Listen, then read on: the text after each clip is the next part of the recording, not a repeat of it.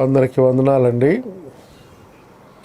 అనుదిన ఆనందం అనే ఈ కార్యక్రమానికి మిమ్మల్ని అందరినీ ప్రేమతో ఆహ్వానిస్తూ ఉన్నాం.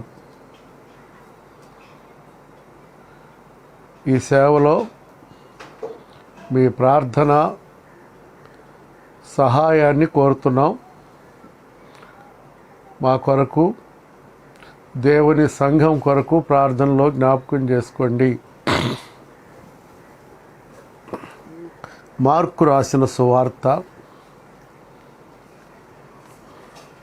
14వ అధ్యాయం మొదటి నుండి 3 వచనాలు మనం చదువుకుందాం. 2 దినములైన పిమ్మట పస్కా పండుగ అనగా పులియని రొట్టెల పండుగ వచ్చెను. అప్పుడు ప్రధాన యాజకులను శాస్త్రులను మాయోపాయము చేత ఆయన నేలాగు పట్టుకొని చంపుదుమాని ఆలోచించుకొనిచుండిరి గాని ప్రజలలో అల్లరి కలుగునేమో అని పండుగలో వద్దని చెప్పుకొనిరి. ఆయన బేతనియాలో కుష్ఠరోగి అయిన సీమోని ఇంట భోజనమున కూర్చుండి ఉన్నప్పుడు ఒక స్త్రీ మిక్కిలి విలువగల అచ్చ జటామాంసి అత్తరు తీసుకొని వచ్చి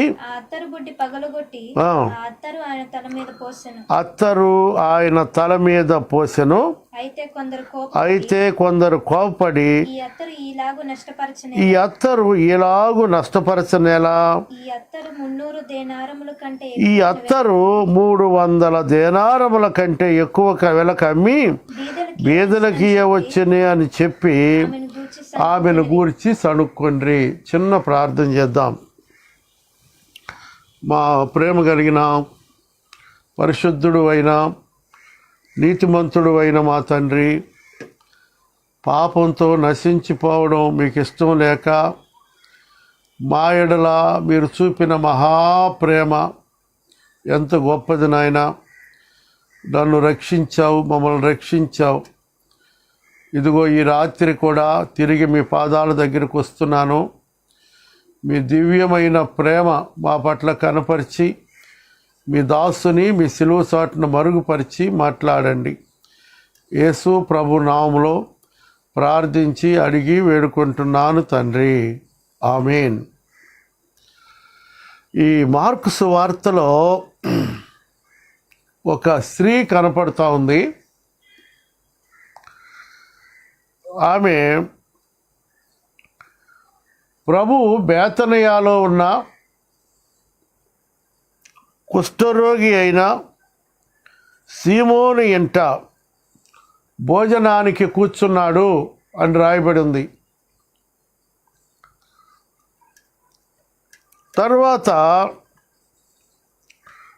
లూకాసు వార్త 7వ అధ్యాయంలో కూడా ఒక స్త్రీ, ఆమె పేరు పాపాత్మురాలు,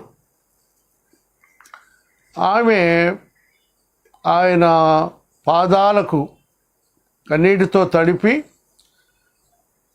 వెంట్రుకలతో తుడిచి, తల వెంట్రుకలతో తుడిచి అత్తరు ఆ పాదాల మీద పోసి పాదాలు ముద్దు పెట్టుకుంది. 3వది మరియా యోహాను సువార్త 12వ అధ్యాయంలో ఆయన పాదాలకు అత్తరు పూసెను అన్నది చూస్తాం. ఈ 3 వేరు భాగాలని దేవుని సేవకుల అభిప్రాయం. అన్నీ ఒక దగ్గర జరిగినవి కావు. బేతనియాలో ఈ కార్యక్రమం జరిగినప్పటికీ అదేమో లాజరు ఇల్లు, ఇదేమో కుష్ఠరోగి అయిన సీమోను తన రోగం నుంచి బాగుపడిన తర్వాత అందరినీ భోజనానికి పిలిచాడు. అక్కడ జరిగింది ఈ కార్యం. సరే, ఏది ఏమైనా ఈమె ఆయన భోజనానికి కూర్చున్నప్పుడు మిక్కిలి విలువైన అచ్చ జటామాంసి అత్తరు బుడ్డి తెచ్చుకొని పగలగొట్టి ఆ అత్తరు ఆయన తల మీద పోసెను. కొన్నిసార్లు అత్తరు బుడ్లు భలే చక్కగా ఉంటాయి. అత్తరు అయిపోయినా కానీ దాన్ని మన షెల్ఫ్లో పెట్టుకుంటాం.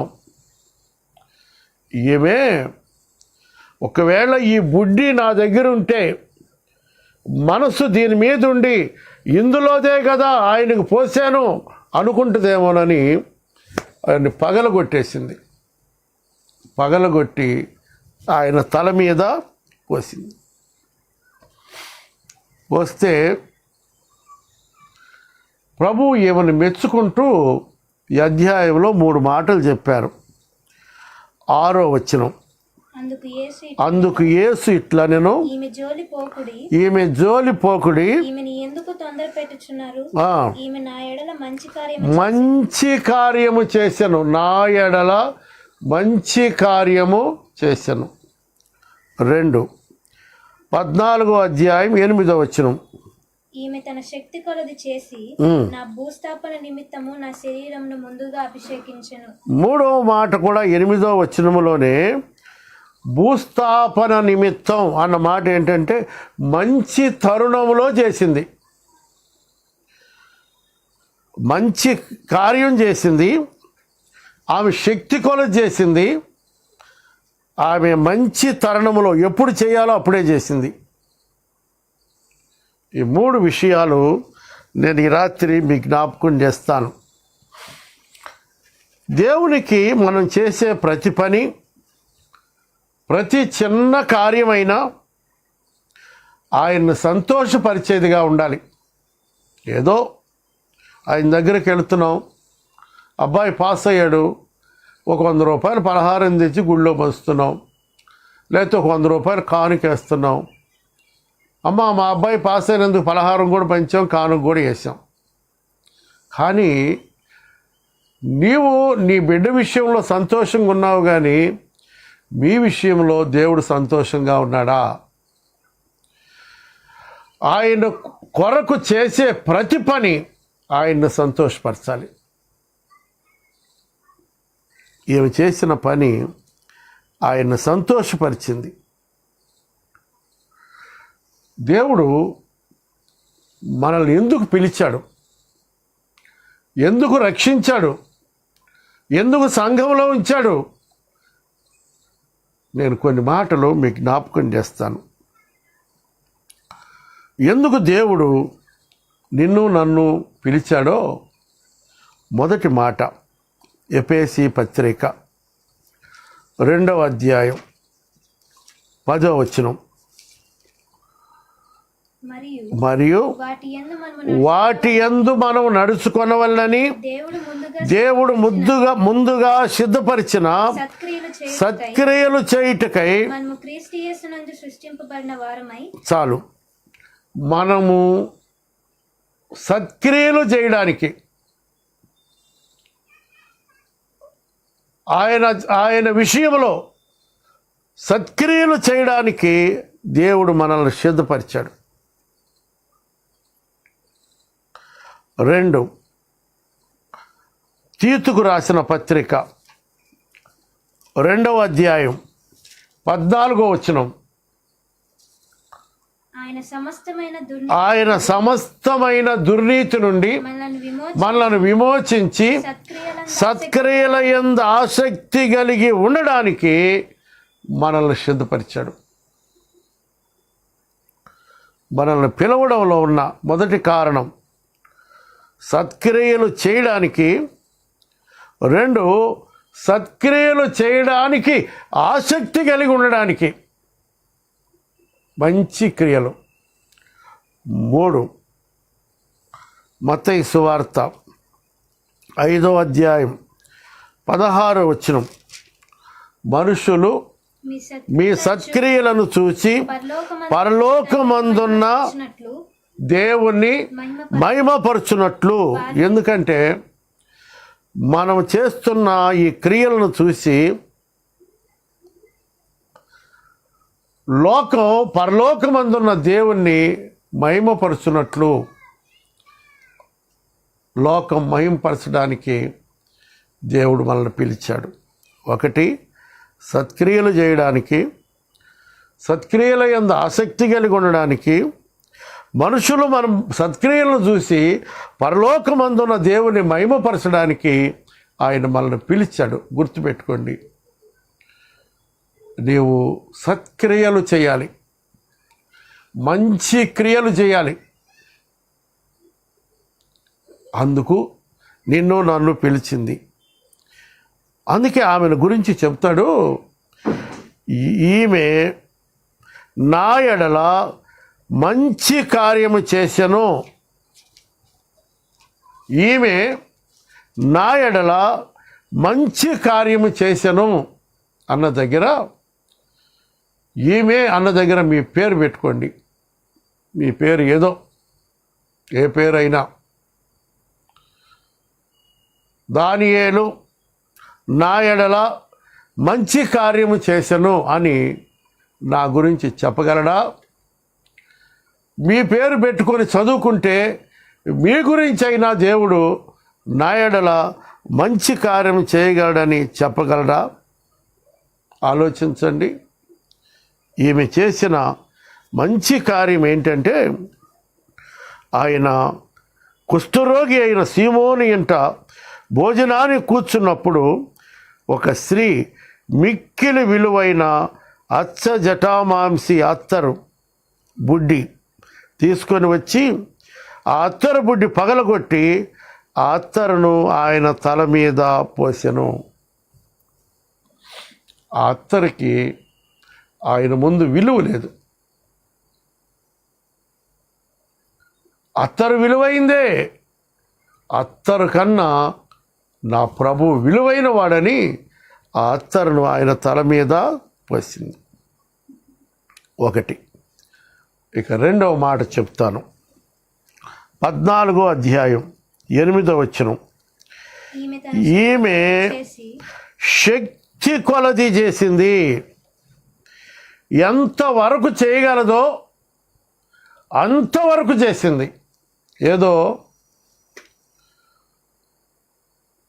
కొంచెం చేసి నేను ఎంతో చేశానని ఆమె చెప్పుకోలే. శక్తి కొలది. ప్రియులారా, నా మాటలు మీకు అర్థమవుతున్నాయి అనుకుంటాను. దేవుడు నీ కొరకు తన సొంత కుమారుణ్ణి భూమి మీదకు పంపి నా పాపాల కొరకు ఆయననే సిలువకు సమర్పించినప్పుడు ఆయన కొరకు నీవు నేను మనం ఏం చేస్తున్నాం? ఏమట? శక్తి కొలది చేసింది. ఇక్కడ ఈ కార్యాలు చేస్తున్నప్పుడు కొంతమంది అక్కడ ఉన్నారు. కొందరేమో ఆయన చంపాలని చూసేవాళ్ళు, కొందరు ఆయన్ని చంపాలని చూసేవారు, ఒకడేమో ఆయన్ని అప్పగించాలని చూస్తున్నవాడు. ఇక మూడవ వ్యక్తి, ఈమె ఆయన్ని అభిషేకించాలని చూస్తుంది. ఏమేమి ధనవంతురాలు కాదు, కోటీశ్వరరాలు అంతకన్నా కాదు. ఏ రోజు ఆ రోజు కూలి చేసుకొని ఓ పేద స్థితిలో బ్రతుకుతున్నటువంటి ఒక సహోదరి ప్రతిదినం తన కష్టార్జితంలో మిగిల్చి ఎప్పటికైనా నేను నా ప్రభు తల మీద అత్తరు పోయాలి అని తన కష్టంతో ఆ అత్తరును కొని ప్రభు దగ్గరికి తీసుకొచ్చింది. ఇక్కడ ప్రభువుని సేవించాలంటే, ఆరాధించాలంటే, ప్రభువుని గణపరచాలంటే, ప్రభు కృతజ్ఞతలు చెల్లించాలంటే ధనము యొక్క మరి ప్రాధాన్యత ఇక్కడ చోటు చేసుకుంది. ధనము ప్రస్తాపనను ఆయన ఇక్కడ తీసుకొచ్చాడు. చూడండి, ఇక్కడ మార్కు సువార్తకు రండి, ఈమె శక్తి కొలది చేసెను. మార్కు సువార్త 12వ అధ్యాయం 41 నుండి చదువుదాం. ఆయన కానుక పెట్టి ఆయన కానుక పెట్టె యొద్ద కూర్చుండి జనసమూహం ఆ కానుక పెట్టెలో డబ్బులు వేయక చూచుచుండెను. ధనవంతులైన వారు అనేకులు అందులో విశేషముగా సొమ్ము వేయుచుండిరి. ఒక బీద విధవరాలు 2 కాసులు వేయగా ఆయన తన శిష్యులను పిలిచి కానుక పెట్టెలో డబ్బులు వేసిన వారందరికంటే ఈ బీద విధవరాలు ఎక్కువ వేసినని మీతో నిశ్చయంగా చెప్పుచున్నాను. చూడండి, ఆయన ఎదురు కూర్చున్నాడు. అందరూ వచ్చి వారికి కలిగిందంతా కానుక పెట్టెలో వేస్తున్నారు.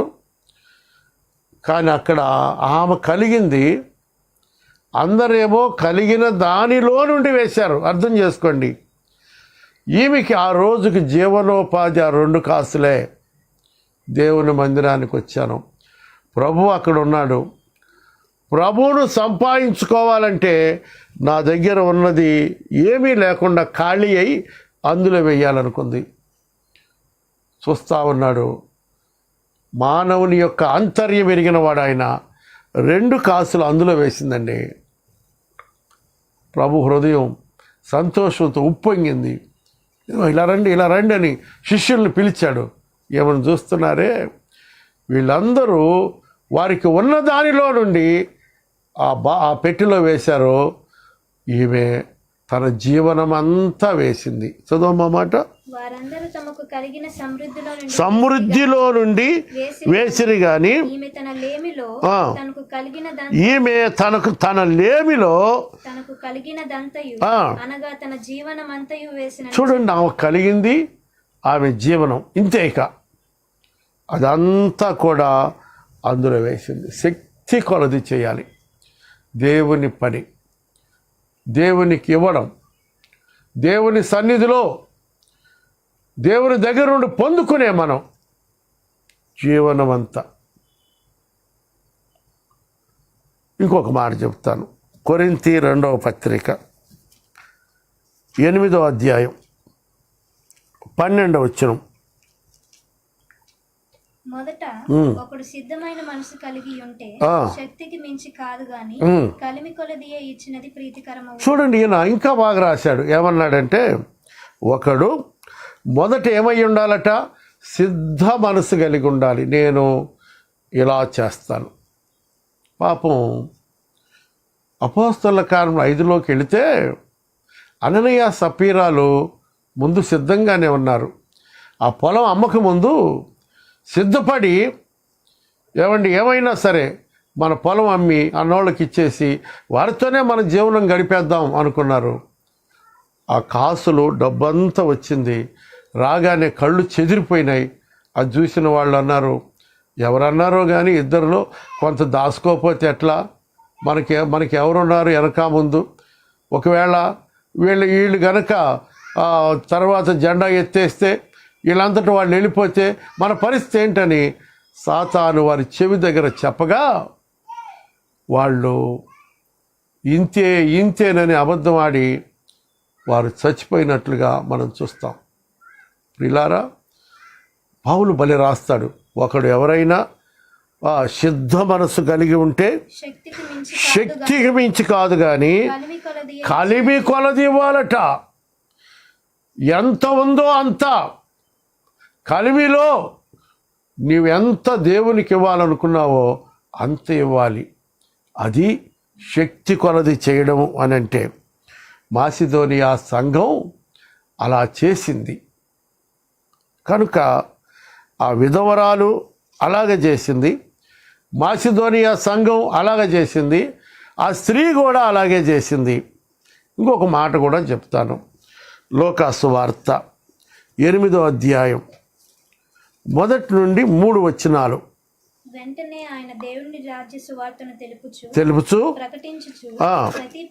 ప్రతి పట్టణములోను ప్రతి గ్రామములోను సంచారము చేయుచు 12 మంది శిష్యులను, అపవిత్రాత్మలను, వ్యాధులను పోగొట్టబడిన కొందరు స్త్రీలను, అనగా 7 దయ్యములు వదిలిపోయిన మగ్దలేని అనబడిన మరియయు, హేరోదు యొక్క గృహ నిర్వాహకుడైన కూజా భార్యకు యోహన్నయు ఆయనతో కూడా ఉండిరి. ఈ మాట మీరు అనలైన్ చేసుకోండి. వీరితో అనేకులను తమకు కలిగిన ఆస్తితో వారికి ఉపచారము చేస్తుండ్రి. సువార్త సేవ. ఆయన నడుస్తున్నాడు, ఆయన వెనక నడుస్తూ వారికి కలిగింది. ఇక్కడ ఉన్న వాళ్ళందరూ భోజనం చేస్తున్నారు, అక్కడికి వచ్చిన వాళ్ళకు కూడా భోజనం పెడుతున్నారు. ఎంత అద్భుతమైన సేవ చేసింది. అక్కడ వాళ్ళు ఎవరు సణుక్కోలేదు, గొణుక్కోలేదు. వాళ్ళు హృదయం నిండిన దాన్ని బట్టి వాళ్ళు ఆ కార్యాలు చేసినట్లుగా మనం చూస్తాం. ప్రియులారా, ధనము ప్రస్తాపన వచ్చింది కనుక నేను చెప్తున్నాను, ధనము నిన్ను చంపగలదు, నిన్ను రక్షించనుగలదు. ఈరోజు ధనం కోసమే కదా ఇవన్నీ గొడవలు. కుటుంబాల్లో గొడవలు ఎందుకు? ధనం పెరిగింది, ఇది ఎలాగా ఏమవుద్దో ఎవరు తీసుకున్నా వాళ్ళు కూడా ఉండరు అన్న సంగతి వీళ్ళకి తెలియదు. 2, ధనం స్నేహాన్ని పెంచుద్ది. ధనం ఉన్నప్పుడు నీకు అందరూ స్నేహితులే. తర్వాత ధనం అయిపోయినాక వైరం కూడా కలుగుద్ది. కొట్టుకోటాలు, యుద్ధాలు, కోర్టులు ఇవన్నీ కూడా జరుగుతాయి. 1, ధనం చంపగలదు, బ్రతికించగలదు. ధనం స్నేహం పెంచగలదు, వైరాన్ని తీసుకురానుగలదు. ఇంకొక మాట, ధనం ఏం చేస్తుందంటే నిన్ను అభివృద్ధి చేస్తుంది, నిన్ను నాశనం కూడా చేస్తుంది. ఒక గొప్ప వ్యక్తి ఉండేవాడు. ఆయన రోజు మానసికమైన స్థితి బాగోలేక ధనాన్ని గురించి ఆలోచించి ఆ ధనమంతా ఒక కారులో వేసుకొని సముద్రం దగ్గరికి తీసుకెళ్ళి, ఓ ధనమా, నువ్వు నన్ను పాడు చేయకముందే నేనే నిన్ను పాడు చేస్తానని తీసుకెళ్ళి మొత్తం సముద్రంలో వేసేసి అమ్మయ్యా అనుకొని క్షేమంగా ఇంటికి వచ్చాడంట. క్షేమంగా బ్రతికాడట ఆయన. ధనం నిన్ను నిద్రపోనీయదు, అంతస్తులు నిన్ను నిద్రపోనీయవు, నిద్ర లేకుండా చేస్తాయి. సొలొమోను అంటాడు, ధనము శాశ్వతం కాదు, కిరీటములు తరతరాలు ఉండవు. ధనమును నమ్ముకునేవాడు పాడైపోవును. ధనాపేక్ష సమస్తమైన కీడులకు మూలం. ఇవన్నీ రాయబడిన మాటలు కనుక గమనించండి. ఒకరోజు ప్రభువారు బోధ చేస్తున్నారు కొండ దగ్గర. ప్రభు అన్నారు, మీరే భోజనం పెట్టండి అయ్యా వారికి అన్నారు. వీళ్ళందరూ తమిళ్ళు ఆడుకుంటున్నారు, మా దగ్గర ఏముంది. యోధా అంటాడు, మా దగ్గర ఎన్ని ఉన్నాయి, ఎన్ని ఎంత సరిపోతాయి, ఇంత డబ్బులు ఉన్నాయి, ఎంత సరిపోతాయా? ఆంజనేయ అటు ఇటు తిరుగుతుంటే చిన్నోడు, అన్నా నా దగ్గర 5 రొట్టెలు 2 చేపలు ఉన్నాయి అన్నాడు. ఎప్పుడైతే ఆ చిన్నోడు ఆయన చేతిలో పెట్టాడో అవి తెచ్చి యేసుప్రభుకి ఇస్తే ఆయన వాటిని పరలోకం వైపు చూపి కృతజ్ఞత చెల్లించి, ఇప్పుడు పిలిచి పంచిపెట్టండి అంటే అప్పటికి వాళ్ళకి నమ్మకం లేదు. కానీ సరిగా వాళ్ళు విరుస్తుంటే మిగులుతున్నాయి. ఆఖరికి మిగిలిన రొట్టె ముక్కలన్నీ ఎత్తితే 12 గంపలైనవి అంట. నేనేమనుకుంటానంటే, ఇచ్చాడే ఆ చిన్నోడు, ఈ 12 గంపలు తీసుకెళ్ళి వాళ్ళ ఇంట్లో పెట్టేయండి, 12 నెలలు సంవత్సర కాలం తింటారు అని ఉంటారు. ఈ రాత్రి ఏమే శక్తి కొలది చేసింది. ఈరోజు చాలామంది మా సంపాదన మిగలడం లేదు అయ్యగారు, ఎంత చేసినా చిల్లి సంచిలో వేసినట్లే ఉంది. హగ్గయ్య అంటాడు, పనివారు కష్టం చేసి తీసుకొని వచ్చిన చిల్లి సంచిలో వేసినట్టుగానే ఉందట. నిలవదు అది. ఎందుకంటే అది నాదనుకుంటున్నావు నువ్వు. దేవుడిచ్చాడు అన్న ఆ దేవునికి మహిమ మీరు తేవడం లేదు కనుక అది మిగలదు. సరే, ఇక్కడ ఏమన్నాడంటే చాలామంది మా సంపాదన మిగలడం లేదు. ఎందుకు మిగులుద్ది? ఎంత సహకరిస్తున్నావు దేవుని పనికి? దేవుని కొరకు ఎంత ఇస్తున్నావు నువ్వు అంటే, ఏమో నీకు జీతం 1,00,000 రూపాయలైతే 10,000 రూపాయలు దేవునివి నీ కాదు. అది కూడా దొంగతనమే. అలా కాదు. ఆ కారణాన నీకు ఎంతున్నా ఏదో ఒక రకంగా అది వెళ్ళిపోతానే ఉంటుంది. మా అమ్మ అనేది కుస్యమ్మ కూడబెడితేనంట మస్యమ్మ మాయం చేస్తుందంట. పిల్లలు పాడు చేయటమో, హాస్పిటల్స్కి పెట్టడమో, దొంగలకు అన్నం వేయడమో, తీసుకెళ్ళి నీ భర్త ఎవరికో వాళ్ళకి అడ్డం ఉండి వాళ్ళు గట్టలేకపోతే తీసుకెళ్ళి నువ్వు వాళ్ళకి గట్టడమో, ఇవన్నీ జరిగాయి. నా జీవితంలో అలాంటివన్నీ జరిగినాయి. నా స్నేహితులకు నేను అడ్డం ఉంటే షూరిటీ పెడితే 1,000 రూపాయలు కట్టాను నేను. తెలియదు నాకు. ప్రియులారా, నేను కరెక్ట్గా ఉండుంటే ఆ రోజున అలా అయ్యి ఉండేది కాదు. ఇప్పటికైనా ఆమె శక్తి కొలది చేసింది. మత్తయి సువార్త 6వ అధ్యాయం 20వ వచనం. పరలోకమందు మీ కొరకు ధనము కూర్చుకొనుడి, అక్కడ చిమటి అయినను దాన్ని తినివేయదు, దొంగలు కన్నము వేసి దొంగిలరు. చూడండి, ఇక్కడ నువ్వు దేవుని కొరకు ఖర్చు పెట్టే ప్రతి రూపాయి పరలోకంలో లెక్క ఉంటుంది. దేవుడు లెక్కిస్తాడు నీకు. ఓ పేద స్త్రీ తన కష్టాన్ని నెలకోసారి దేవుని మందిరానికి తెచ్చుద్ది.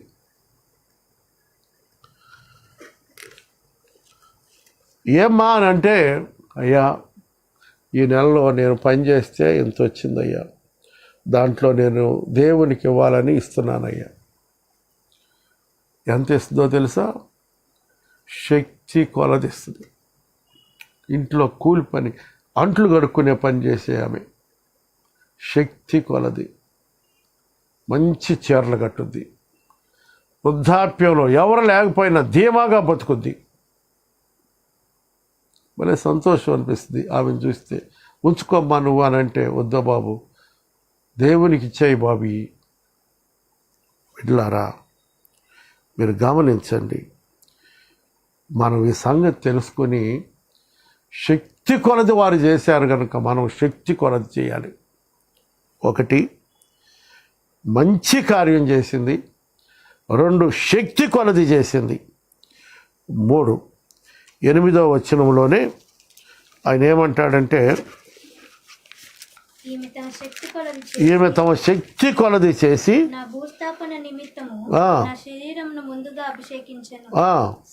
సర్వలోకములో ఎక్కడ ఈ సువార్త ప్రకటించబడునో అక్కడ ఈమె చేసినది జ్ఞాపకార్థముగా ప్రశంసించబడునని మీతో నిశ్చయముగా చెప్పుచున్నాను. ఆమె చేసిన కార్యమట ఎక్కడ సువార్త ప్రకటిస్తే అక్కడ ఆమె గురించి చెప్పబడుద్దట. అంటే మంచి తరుణంలో చేసింది. ఎప్పుడు చేయాలో అప్పుడే చేసింది. ఎందుకంటే ఇంకా ఆయన మరలా బయటికి వెళ్ళి యెరూషలేముకి వెళ్ళి రాడు. సిలువకు అప్పగించబడతాడు. ఆయన్ని కొట్టి చంపుతారు, సమాధి చేస్తారు.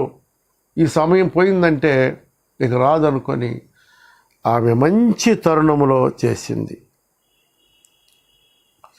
ఆయన మరణానికి ముందే ఆయన అభిషేకించినట్లుగా మనం చూస్తాం. ప్రియులారా, ఆయన చనిపోయినాక కూడా 2 భక్తులు ఆయన్ని అభిషేకించారు. యోహాను సువార్త 19వ అధ్యాయం